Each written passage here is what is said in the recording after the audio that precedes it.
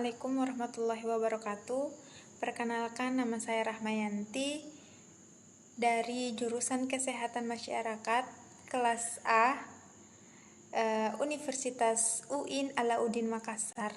Di sini saya akan menjelaskan tentang dasar-dasar dari K3. Baik, yang pertama ada alat pelindung diri atau APD.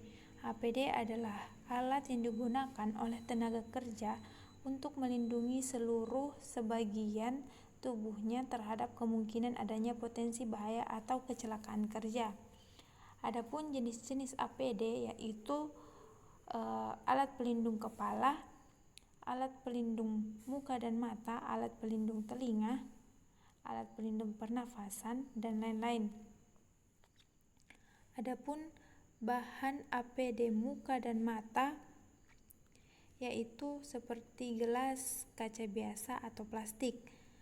Gelas yang ditempa secara panas bila pecah tak menimbulkan bagian yang tajam.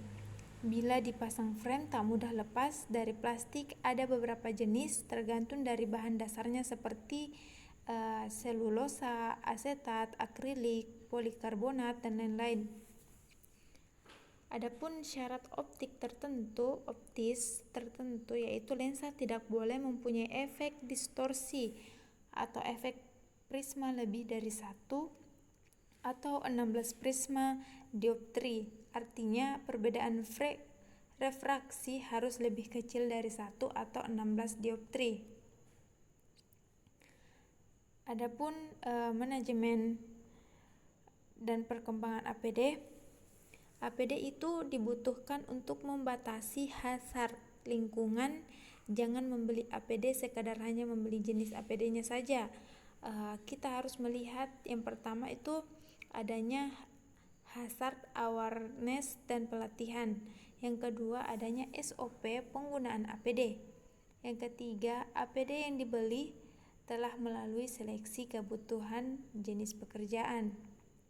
Sedangkan perkembangan APD yaitu teknologi APD berkembang pesat pada APD terhadap bahaya fisik dan kimia. Namun perkembangan APD ini kurang berkembang pada APD terhadap bahaya biologi. Adapun kelemahan menggunakan APD yaitu kemampuan perlindungan yang tak sempurna karena pemakai APD yang kurang tepat atau cara pemakaian APD yang salah, APD yang tak memenuhi persyaratan standar. Kedua, APD yang sangat sensitif terhadap perubahan tertentu. Yang ketiga, APD yang mempunyai masa kerja tertentu seperti kanister atau filter dan penyerap. Yang keempat adalah APD dapat menularkan penyakit bila dipakai berganti-ganti. Baik, kita lanjut yang kedua. Yang kedua yaitu adalah psikologi industri. Psikologi industri adalah ilmu yang mempelajari tingkah laku dan gejala-gejala kejiwaan manusia yang berhubungan dengan pekerjaan atau yang terjadi dalam industri. Nah, yang pertama ada manfaat psikologi industri. Manfaat atau untuk menangani masalah yang dihadapi dalam sistem industri ditinjau dari sudut psikologis. Antara lain, yang pertama ada personal management atau penempatan kerja, kepuasan kerja, pengukuran sikap, motivasi kerja, stres kerja, dan lain-lain. Yang kedua ada human engineering atau kaitan antara alat dan lingkungan. Yang ketiga ada tingkah laku pembelian seperti marketing research, advertensi, dan penjualan. Yang keempat ada latihan dan pengembangan personil. Nah, yang kedua yaitu adalah stres kerja. Stres kerja itu adalah kondisi yang timbul akibat interaksi manusia dan pekerjaannya ditandai dengan adanya perubahan dalam dirinya yang mengakibatkan penyimpangan dari fungsinya yang normal. Sedangkan stresor itu adalah tidak berdiri sendiri atau kombinasi. Adapun stres positifnya yaitu eustress tentang dan berprestasi. Stres negatif yaitu distress prestasi kerja menurun, absen meningkat, kecelakaan kerja meningkat, tekanan darah meningkat, gangguan pada alat pencernaan. Adapun sumber-sumber stres yaitu yang pertama ada lingkungan kerja, seperti lingkungan fisik, rancangan kerja, rancangan pekerjaan, sistem penerangan, sistem ventilasi, dan kebisingan. Adapun lingkungan fisikisnya yaitu seperti pekerjaan yang berlebihan, waktu terbatas atau mendesak, pengawasan yang buruk, politik tidak stabil, umpan balik prestasi kerja, wewenang sesuai tanggung jawab, ketidakjelasan peran, frustasi, perbedaan nilai, konflik pribadi atau grup. Adapun yang terakhir yaitu metode penanggulangan stres. Kemampuan tiap individu mengatasi stres itu tidak sama, atau ada yang kadang butuh waktu lama, ada juga yang kadang membutuhkan waktu yang cepat. Nah, stres itu menyebabkan gangguan berat fisik atau psikis. Itu harus ditangani oleh ahlinya. Yang kedua ada gangguan ringan, yang kedua adalah tantangan berprestasi kerja. Dan adapun cara penanggulangan stres yaitu harus diketahui dulu faktor penekanan atau tujuannya. Baru yang pertama ada memperkecil atau mengendalikan stresor. Yang kedua adalah menetralisir pengaruh stres. Yang ketiga membantu peningkatan daya tahan tubuh terhadap stres. Baik, yang ketiga adalah toksikologi industri. Toksikologi industri itu adalah ilmu mempelajari pengaruh bahan kimia yang dipergunakan sejak awal sebagai bahan baku atau proses produksi beserta penanganannya terhadap tenaga kerja yang bekerja pada unit produksi tersebut. Nah, yang kedua itu adalah klasifikasi bahan kimia berbahaya. Yaitu yang pertama ada BK beracun atau toxic substances. Yang kedua adalah BK korosif. Yang ketiga adalah BK mudah terbakar atau flammable. Yang keempat adalah bahan peledak. Yang kelima adalah BK oksidator. Yang keenam adalah BK yang reaktif terhadap air. Yang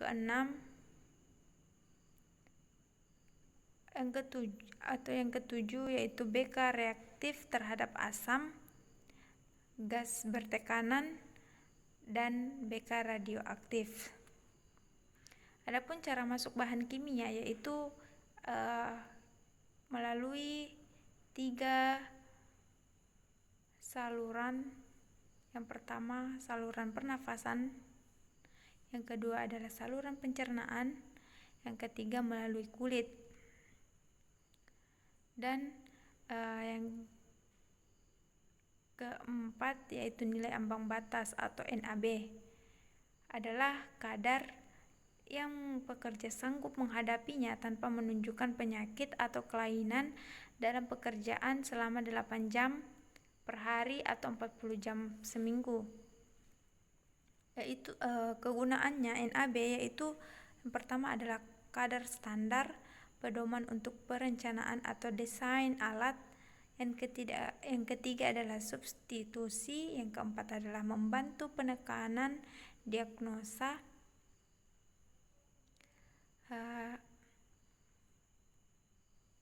Adapun nilai ambang batas atau TLV sama dengan TWA atau time weight average, atau kadar rata-rata dari bahan kimia yang diperkenankan untuk pemaparan selama 8 jam sehari atau 40 jam seminggu, di mana pada kadar tersebut hampir semua pekerja dapat pemaparannya secara berulang tanpa menimbulkan efek kesehatan yang merugikan. Yang keempat adalah Sistem Manajemen Kesehatan dan Keselamatan Kerja atau yang disingkat sebagai SMK3. Bagian dari sistem manajemen secara keseluruhan yang dibutuhkan yaitu pengembangan, penerapan, pencapaian, pengajian, dan pemeliharaan kebijakan ketiga dalam rangka pengendalian risiko yang berkaitan dengan kegiatan kerja guna terciptanya tempat kerja yang aman, efisien, dan produktif. Yang kedua yaitu tujuan penerapan SMK3. Yang pertama ada menempatkan tenaga kerja sesuai dengan harkat dan martabatnya sebagai manusia. Itu terdapat pada pasal 27 ayat 2 Undang-Undang Dasar tahun 1945. Yang kedua, meningkatkan komitmen pimpinan perusahaan dalam melindungi tenaga kerja. Yang ketiga, ada meningkatkan efisiensi dan produktivitas kerja untuk menghadapi kompetisi perdagangan global. Yang keempat, ada proteksi terhadap industri dalam negeri. Yang kelima, meningkatkan daya saing dalam perdagangan internasional, dan lain-lain. Adapun komitmen dan kebijakan yaitu pertama, kepemimpinan dan komitmen. Organisasi ketiga menyediakan anggaran atau SDM dan sarana.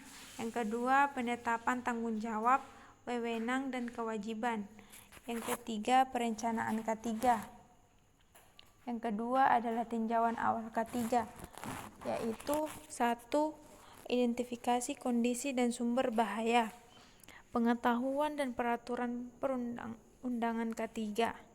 Yang ketiga, membandingkan penerapan. Yang keempat, meninjau sebab dan akibatnya. Yang kelima adalah efisiensi dan efektivitas.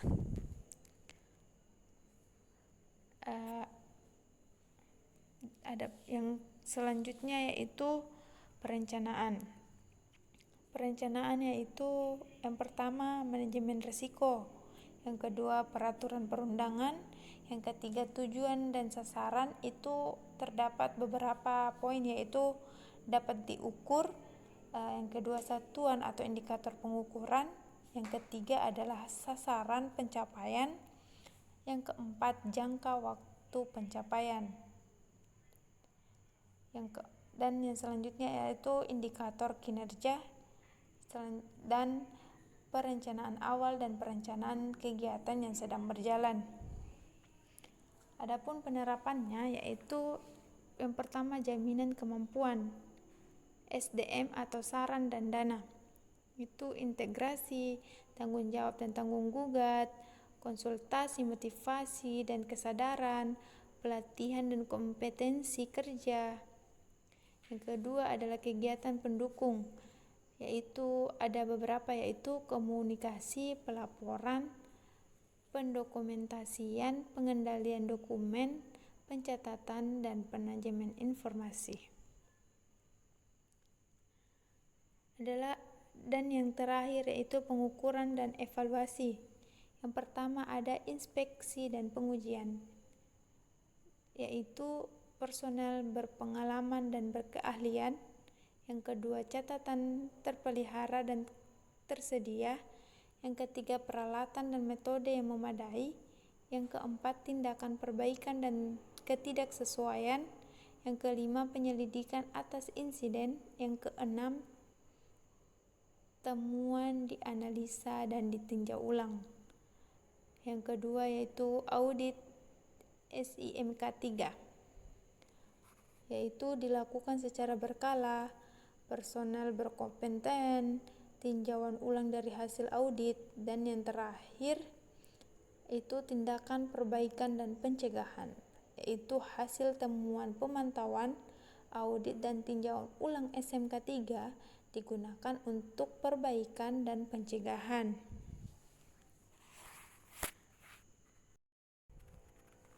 Materi yang kelima yaitu higien industri.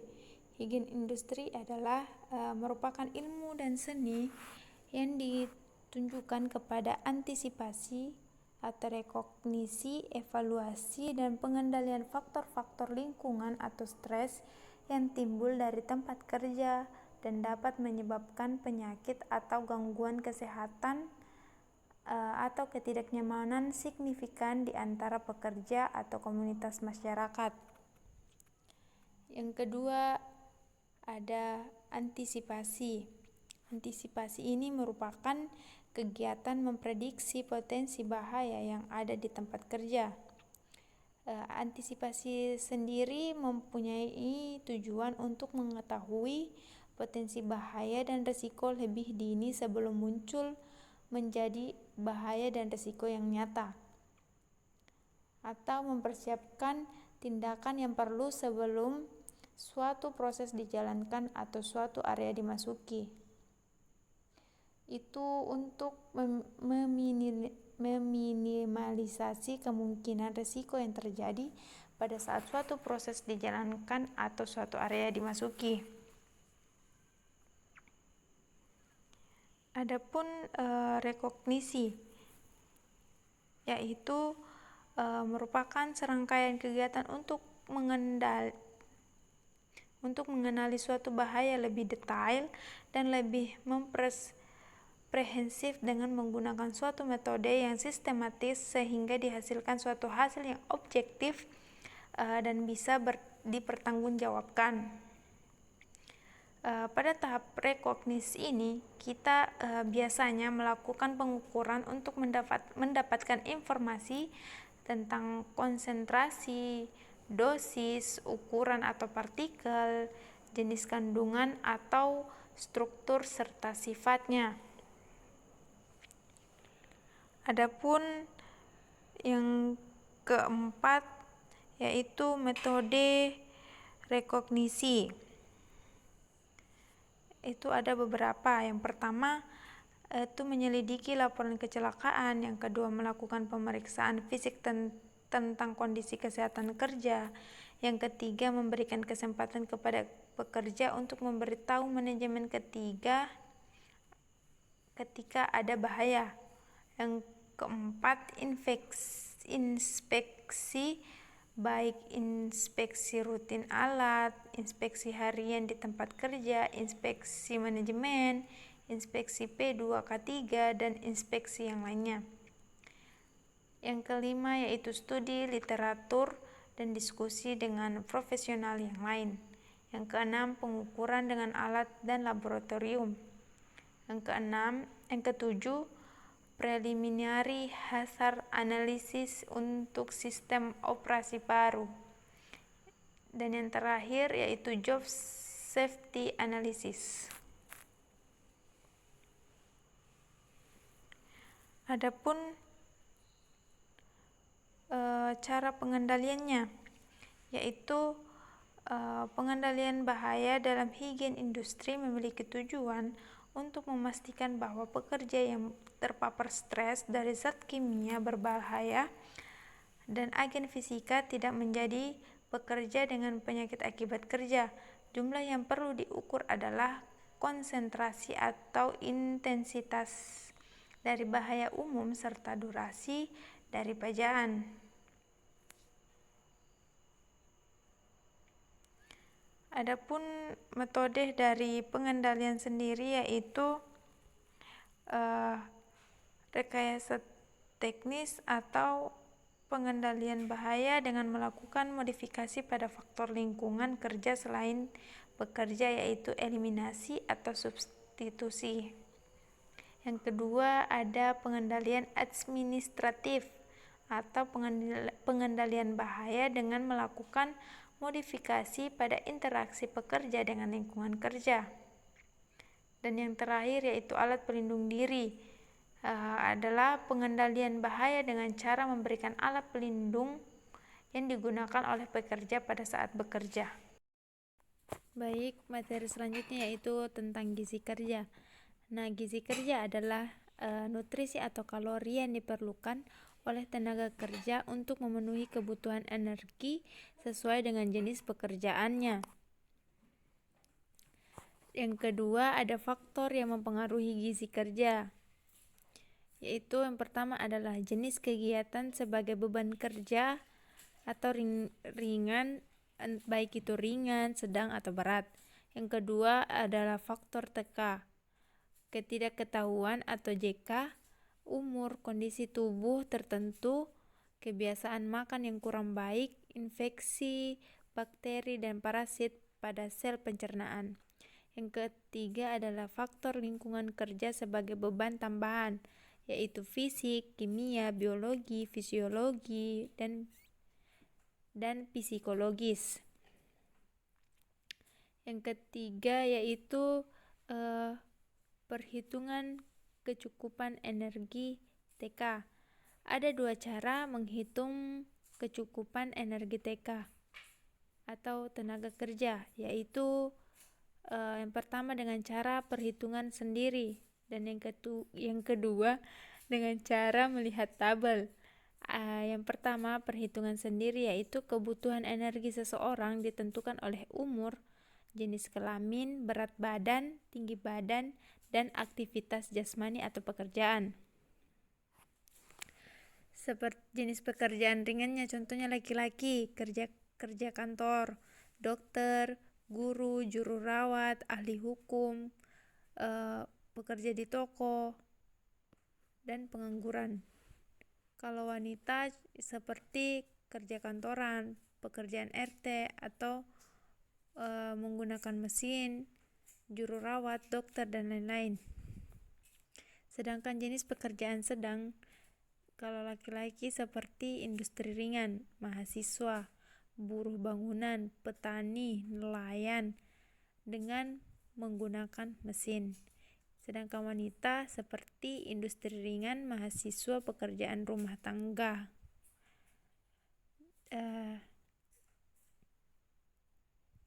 Dan yang kedua adalah perhitungan dengan melihat tabel. Banyak energi dari makanan untuk mencukupi kebutuhan tubuh secara praktis dapat ditentukan sebagai berikut. Yang pertama adalah kecukupan energi atau KE, yaitu sama dengan BB ideal dikali dengan kalori sesuai pekerjaan, atau BB normal sama dengan BB ideal dikurang 10% untuk usia kurang 25 tahun, atau BB normal sama dengan BB ideal ditambah 10% untuk usia lebih dari 25 tahun. Dikatakan kelebihan berat badan apabila BB-nya sama dengan 10% kurang BB normal. Dikatakan obesitas untuk wanita apabila BB-nya sama dengan 30% kurang dari BB normal. Dan dikatakan obesitas untuk pria apabila BB-nya sama dengan 25 kurang sama BB normal. Tabel kebutuhan energi pekerja sesuai aktivitasnya. Seperti aktivitas yang santai itu kebutuhan energinya 30 kilokalori. Kalau sedangkan pekerjaan yang ringan, kebutuhan energinya itu sebesar 35 kilokalori. Yang pekerjaan sedang sebesar 40 kilokalori, dan pekerjaan berat sebesar 50 kilokalori.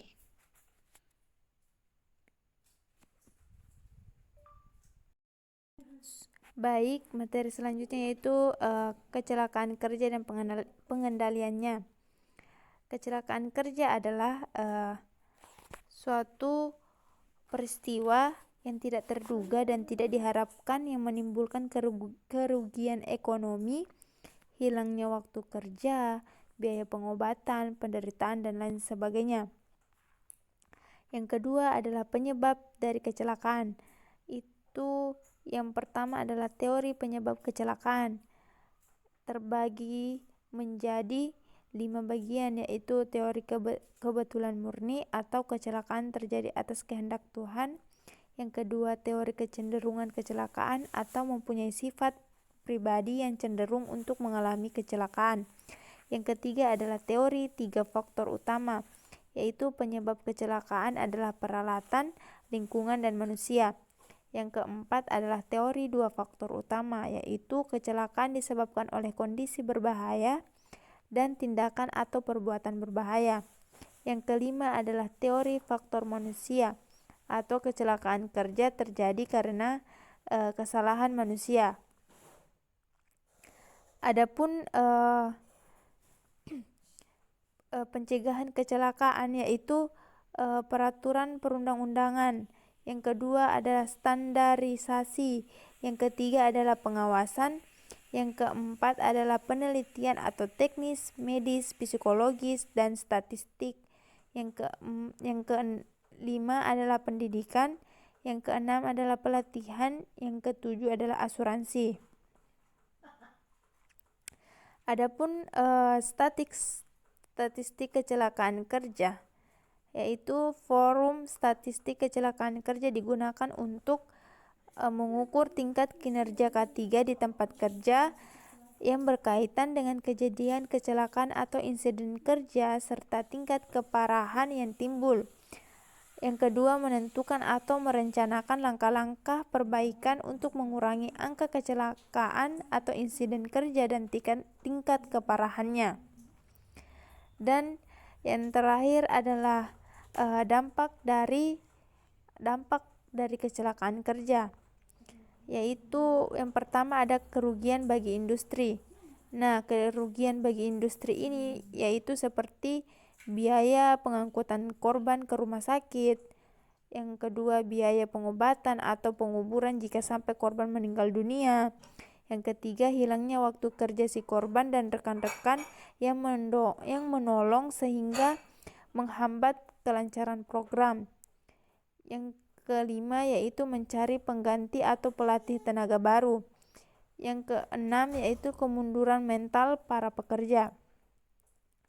Dan dampak yang kedua yaitu kerugian bagi korban, yaitu kerugian yang paling fatal bagi korban adalah jika kecelakaan itu sampai mengakibatkan ia cacat atau meninggal dunia. Dan yang ketiga adalah kerugian bagi masyarakat dan negara. Biaya kecelakaan akan dibebaskan sebagai biaya produksi yang bisa mengakibatkan dinaikannya harga produksi perusahaan sehingga dapat mempengaruhi harga produk di pasar. Baik, materi selanjutnya yaitu penyakit akibat kerja dan penyakit akibat hubungan kerja. Penyakit akibat kerja yaitu penyakit akibat yang disebabkan oleh pekerjaan alat kerja, bahan, proses maupun lingkungan kerja. Sedangkan penyakit hubungan kerja menurut WHO PAHK yang bersumber multifaktor penyakit-penyakit ini dalam faktor tempat kerja dapat dihubungkan kejadiannya tetapi tidak membutuhkan faktor resiko pada tiap kasus.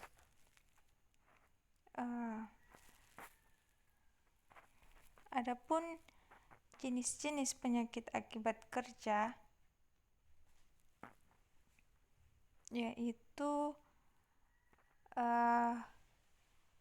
yang pertama penyakit akibat kerja pada klasifikasi jenis yang disebabkan oleh faktor kimia, yaitu ada penyakit yang disebabkan oleh berilium dan persenyawaan, penyakit yang disebabkan oleh kadium atau persenyawaan, penyakit yang disebabkan oleh faktor atau persenyawaan, penyakit yang disebabkan oleh krom atau persenyawaan. Yang kedua, penyakit yang disebabkan oleh faktor fisika, yaitu seperti kerusakan pendengaran yang disebabkan oleh kebisingan.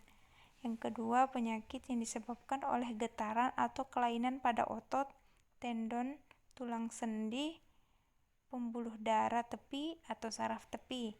Yang ketiga, penyakit yang disebabkan oleh udara bertekanan atau udara yang didekompresi. Dan yang ketiga itu penyakit disebabkan oleh faktor biologi dan penyakit infeksi atau parasit seperti brucellosis, virus hepatitis, virus yang menyerang sistem kekebalan tubuh manusia, dan tuberkulosis dan lain-lain. Adapun penyakit akibat kerja seperti asbestosis. Asbestosis itu adalah penyakit akibat kerja yang disebabkan oleh debu atau serat asbes yang mencemari udara. Asbes adalah campuran dari berbagai macam silikat, namun yang paling utama adalah magnesium silikat. Debu asbes banyak dijumpai pada pabrik dan industri yang menggunakan asbes. Sehingga debu asbes ini yang terhirup masuk ke dalam paru-paru akan mengakibatkan gejala sesak nafas dan batuk-batuk yang disertai dengan dahak. Nah, yang kedua itu ada penyakit bisinosis. Penyakit bisinosis ini adalah penyakit pneumokoniosis yang disebabkan oleh pencemaran debu, kapas atau serat kapas di udara yang kemudian terhisap ke dalam paru-paru. Nah, debu kapas ini banyak dijumpai pada pabrik pemintalan kapas, pabrik tekstil, perusahaan dan pergudangan kapas, serta pabrik atau pekerja lain yang menggunakan kapas atau tekstil.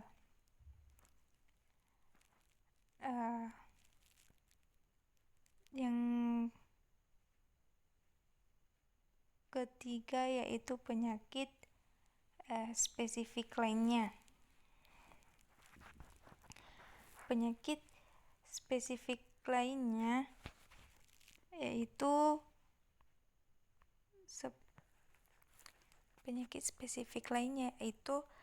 merupakan penyakit yang disebabkan oleh pekerjaan atau proses kerja di mana penyakit tersebut ada hubungan langsung antara paparan dengan penyakit yang dialami oleh pekerja yang dibuktikan secara ilmiah dengan menggunakan metode yang tepat. Contohnya, seperti penyakit yaitu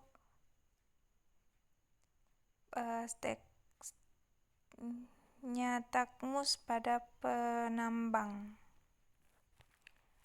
Adapun pengendalian penyakit yaitu penyakit akibat kerja dan penyakit akibat hubungan kerja yaitu kecelakaan kerja yang tinggi di setiap bidang pekerjaan disebabkan oleh multifaktor. Salah satu penyebab kecelakaan kerja yang tidak diterapkan analisis potensi bahaya dan penilaian risiko terhadap bahaya-bahaya yang ada sehingga tidak terdapat pencegahan yang memadai terhadap bahaya yang kemungkinan dapat terjadi di perusahaan. Sebagai upaya pengendalian risiko kecelakaan dan penyakit akibat kerja, perlu dilakukan identifikasi sumber bahaya yang ada di tempat kerja dan dievaluasi tingkat risikonya serta dilakukan pengendalian yang memadai. Pengendalian risiko yang dilakukan pada seluruh bahaya yang ditemukan dalam proses identifikasi bahaya dapat mempertimbangkan peringkat risiko untuk menentukan prioritas dan cara pengendaliannya. Dalam menentukan pengendalian harus memperhatikan hierarki pengendalian mulai dari eliminasi, substitusi, pengendalian teknis, administratif, dan penyediaan alat keselamatan yang sesuai kondisi organisasi dan jenis bahaya. Itu menurut Dankis 2015.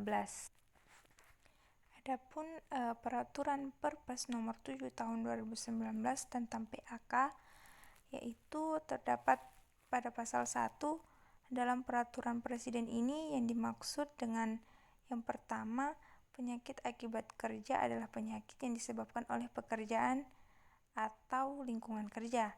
Yang kedua, jaminan kecelakaan kerja yang selanjutnya disingkat JKK adalah manfaat berupa uang tunai atau pelayanan kesehatan yang diberikan pada saat peserta mengalami kecelakaan kerja atau penyakit yang disebabkan oleh lingkungan kerja.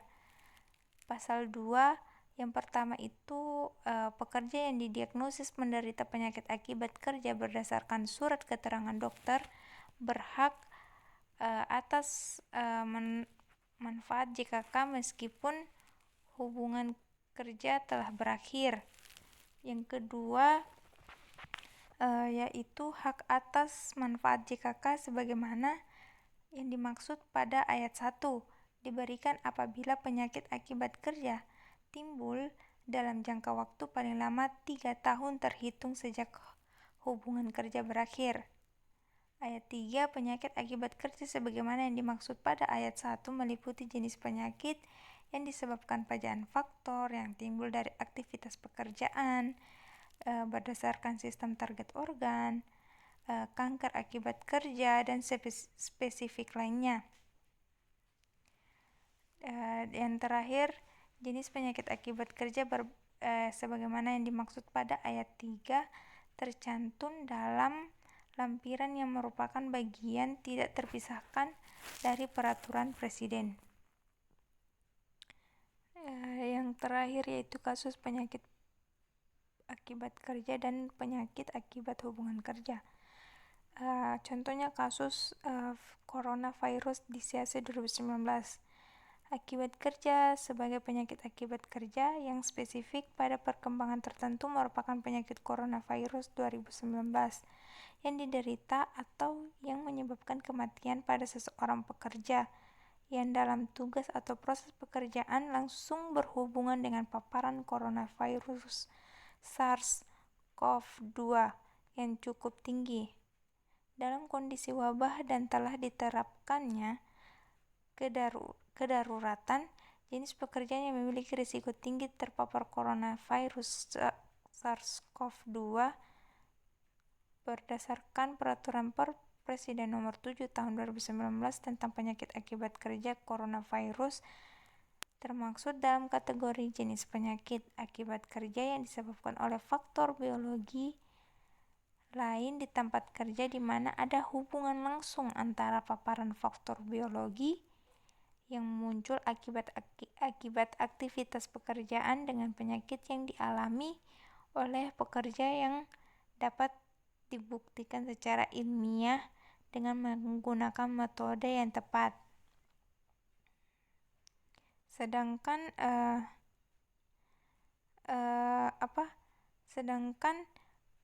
kasus penyakit PAHK yaitu patofisiologi stunting merupakan proses pertumbuhan dan perkembangan manusia yang memakan waktu hampir 20 tahun adalah fenomena yang kompleks.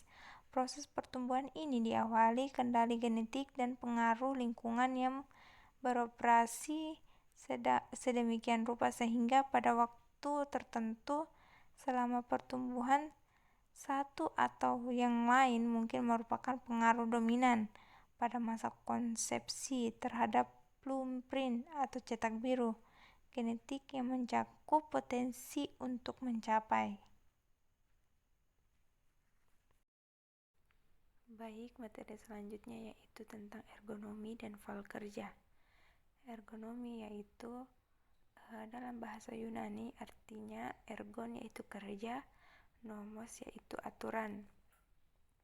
Menurut Manuaba tahun 1981 mengemukakan tentang ergonomi itu adalah ilmu atau pendekatan multidisipliner yang bertujuan mengoptimalkan sistem manusia dengan pekerjaannya, sehingga tercapai alat, cara, dan lingkungan kerja yang sehat, aman, nyaman, dan efisien.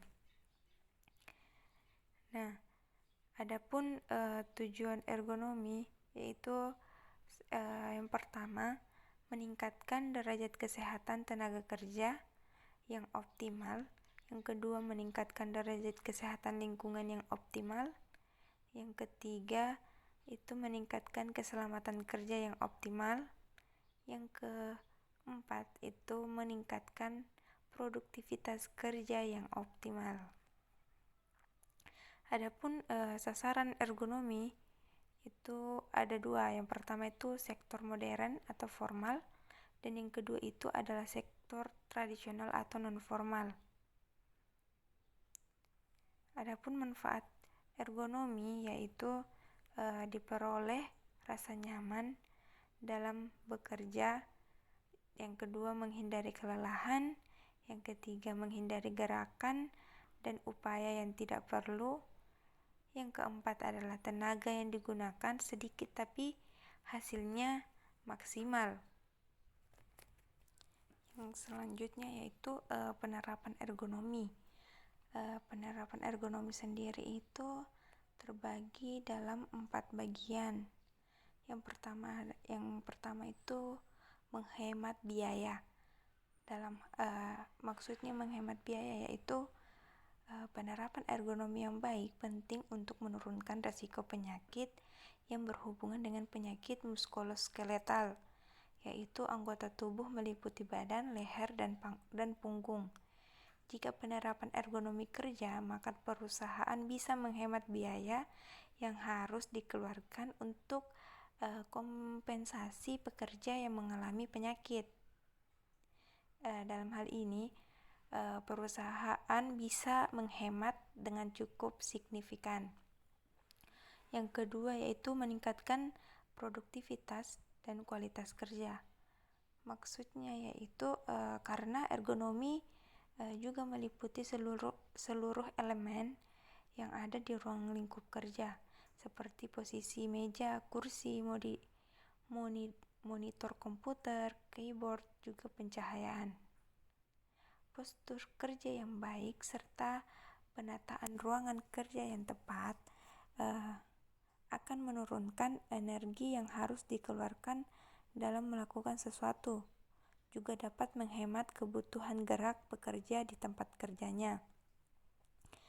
Yang ketiga itu memperbaiki fokus kerja. Artinya yaitu bekerja kita akan berasa lebih fokus dalam bekerja karena lingkungan kerja yang aman dan nyaman, sehingga pekerja akan merasa bahwa kesehatan dan keamanan mereka menjadi prioritas. Dengan begitu, maka etos kerja akan lebih baik. Dan yang terakhir yaitu dampak dari ergonomi sendiri. Yang pertama itu ada kelelahan. Kenapa kelelahan? Karena suatu mekanisme perlindungan tubuh agar tubuh terhindar dari kerusakan lebih lanjut sehingga terjadinya pemulihan setelah istirahat. Pada susunan saraf pusat terdapat sistem aktivasi atau bersifat simpatis dan inhibisi atau bersifat parasimpatis. Istilah kelelahan ini biasanya menunjukkan kondisi yang berbeda-beda dalam setiap individu, tetapi semua bermuara kepada kehilangan efisiensi dan penurunan kapasitas kerja serta ketahanan tubuh.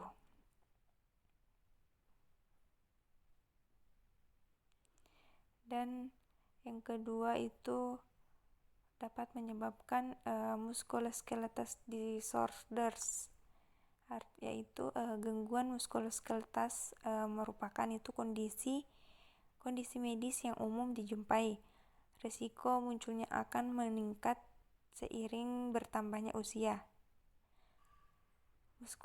Musculoskeletal disorders ini merupakan gangguan pada sistem muskuloskeletal yang disebabkan oleh pekerjaan dan informasi kerja seperti postur tubuh tidak alamiah, beban, durasi dan frekuensi, serta faktor individu atau usia, masa kerja, kebiasaan merokok, dan jenis kelamin. Yang ketiga itu dampaknya yaitu kejenuhan.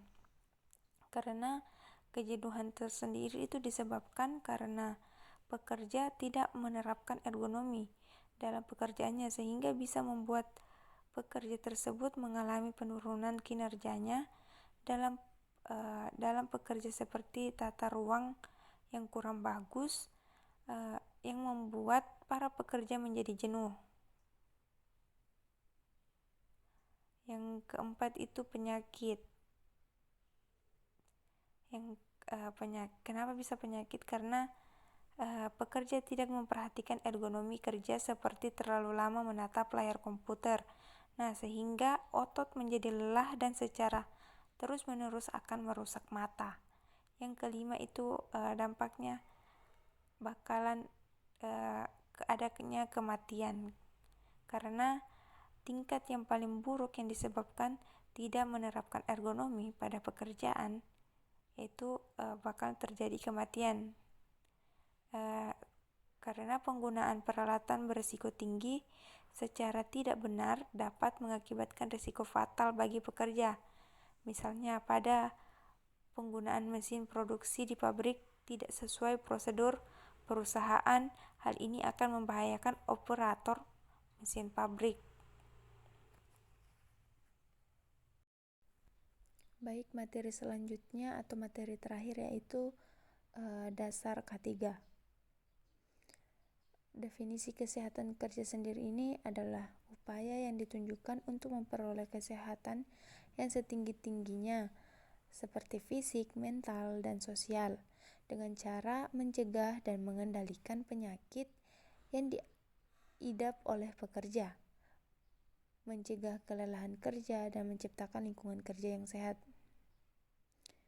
Sedangkan ruang lingkup K3 sendiri yaitu yang pertama tempat kerja, yang kedua alat kerja, dan yang ketiga itu metode atau cara kerja. Adapun tujuan dari K3 sendiri yaitu meningkatkan dan mempertahankan derajat kesehatan yang setinggi-tingginya baik fisik, mental maupun sosial. Yang kedua, mencegah terjadinya penyakit akibat kerja dan kecelakaan yang disebabkan oleh lingkungan dan kondisi kerja. Yang ketiga itu menempatkan dan mempertahankan lingkungan kerja di mana pekerja dapat beradaptasi baik itu secara fisiologis maupun psikologis. Adapun sasaran dari K3 sendiri yaitu pertama, masyarakat pekerja formal. Yang kedua, masyarakat pekerja non formal. Yang ketiga, masyarakat di sekitar tempat kerja. Dan yang terakhir itu adapun sejarah singkat dari K3. Pada zaman Mesir kuno, pekerja pada tambang emas atau perak, kondisi pekerja sangat jelek. Biasanya pekerja berasal dari budak atau tawanan perang. Para dokter pun atau Fabio belum mempunyai perhatian di bidang ini. Sedangkan berdasarkan teorinya, pada keseimbangan makanan dan latihan sama sekali tidak ditunjukkan kepada pekerja. Sedangkan pada abad pertengahan sekitar tahun 1989 dikenal beberapa orang yang berjasa, yaitu yang pertama Agricola, yaitu pertama peneliti kesehatan dan penyakit-penyakit kerja tambang, yang judul bukunya itu dari De Re Metallica tahun 1956 yang menggambarkan penyakit para pekerja. Yang kedua itu ada Agricola, itu menyembuhkan paru-paru. Pekerja dicurigai menyebabkan debu logam, menghancurkan ventilasi dan tutup muka yang longgar, menutup muka dengan daun-daun bagi pekerja yang sedang mengecat. Sedangkan pada sejarah K3 masuk di Indonesia itu tidak diketahui secara pasti kapan masuknya. Tapi menurut kedokteran kuno dan pengobatan Indonesia asli digunakan hanya untuk korban peperangan, penyakit atau kecelakaan karena pekerjaan dalam bidang perindustrian rakyat.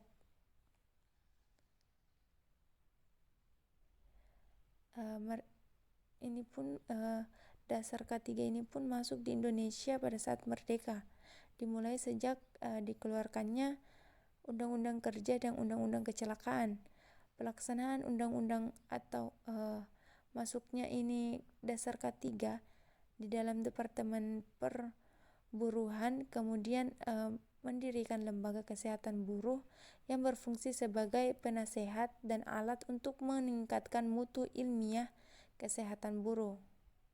Kemudian berubah menjadi lembaga kesehatan dan keselamatan buruh. Mungkin sekian dari saya tentang dasar-dasar dari K3. Lebih dan kurangnya mohon dimaafkan. Wassalamualaikum warahmatullahi wabarakatuh. Nah, selanjutnya itu materi tentang permasalahan ketenaga kerjaan di Indonesia. Pengertian dari TK yaitu orang yang mampu melakukan pekerjaan guna menghasilkan barang atau jasa, baik itu untuk memenuhi kebutuhan pribadi maupun masyarakat. Sedangkan tenaga kerja itu adalah penduduk yang telah dianggap dapat bekerja dan sanggup bekerja jika ada permintaan untuk bekerja yang berusia 15-64 tahun. Klasifikasi TK. Yang pertama itu tenaga kerja terdidik. Jenis tenaga kerja yang dimana seorang tenaga kerja mempunyai keahlian tertentu yang diperoleh dari bidang pendidikan, contohnya dosen, guru, dokter, pengacara, dan lain sebagainya. Yang kedua itu tenaga kerja terlatih, yaitu tenaga kerja yang mempunyai suatu keahlian yang didapat dari hasil latihan dan pengalaman, contohnya montir, sopir, penulis, dan lain sebagainya. Yang ketiga, tenaga kerja tidak terdidik dan tidak terlatih. Maksudnya di sini yaitu tenaga kerja yang hanya mengandalkan tenaganya saja dalam bekerja tanpa memerlukan pendidikan maupun latihan. Contohnya seperti kuli panggul, pembantu rumah tangga, dan lain sebagainya. Adapun permasalahan TK di Indonesia. Yang pertama itu jumlah angkatan kerja yang banyak. Yang kedua, kualitas angkatan kerja relatif rendah. Yang ketiga, persebaran tenaga kerja yang tidak merata. Yang keempat, kesempatan kerja masih terbatas. Yang kelima, gaji para pekerja yang rendah. Yang keenam, pertumbuhan lapangan kerja yang lambat. Yang ketujuh, jaminan sosial yang kecil. Yang kedelapan, kesejahteraan hidup yang rendah. Yang sembilan, memutuskan hubungan kerja atau PHK. Dan yang ke-10 itu pengangguran.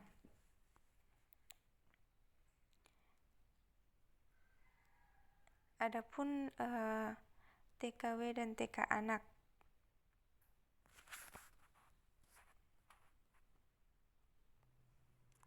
Di sini yang dimaksud TKW itu tenaga kerja wanita.